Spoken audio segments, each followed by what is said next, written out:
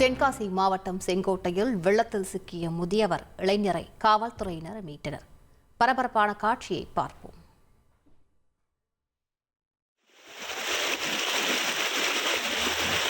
அவன் அந்த கொக்கி போட்டா இல்லைங்க, அப்புறம் தான் சரி வருவான்.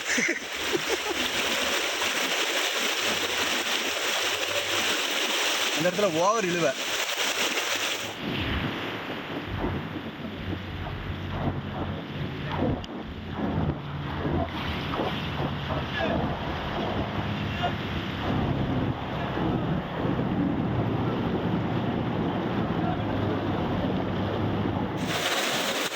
இருங்க, நான் தான் தனியாக எங்கடா இண்டிகேட்டர் போட்டாரா முட்டா.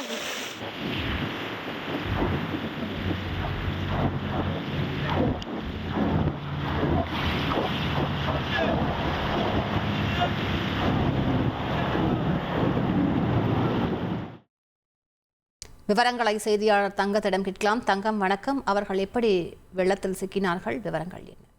வணக்கம். தென்காசியில் தற்போது வரலாறு காணாத மழை பெய்து வருகிறது. குறிப்பாக செங்கோட்டையில் குளம், தஞ்சாவூர் குளம் என்ற குளம், ஒரு சிறிய குளம் உடைப்பட்டதால் நீரானது ஊருக்குள் புகுந்து தற்பொழுது சாலைகள் வெள்ளக்காடாக காட்சியளிக்கிறது. இந்நிலையில் இந்த ஆபத்தை உணராமல் பொதுமக்கள் வெளியில் சுற்றித் திரிகின்றனர். குறிப்பாக செங்கோட்டை பகுதியில் ஒரு முதியவர் மற்றும் இளைஞர் ஒருவர் ஆபத்தை உணராமல் சாலையை கடக்க முயன்ற போது எதிர்பாராத விதமாக அதிகரித்த வெள்ளப்பெருக்கில் சிக்கியதை தொடர்ந்து காவல்துறையினர் அவர்களை மீட்டனர். தொடர்ந்து தற்போது தென்காசியில் இந்த அளவு மழை பெய்து வரும் நிலையில் பேரிடர் மீட்பு குழு என்பது அனுப்பப்படவில்லை. தற்போது காவல்துறை மற்றும் தீயணைப்பு துறையில் மட்டுமே மீட்பு பணியில் ஈடுபட்டு வருகின்றனர்.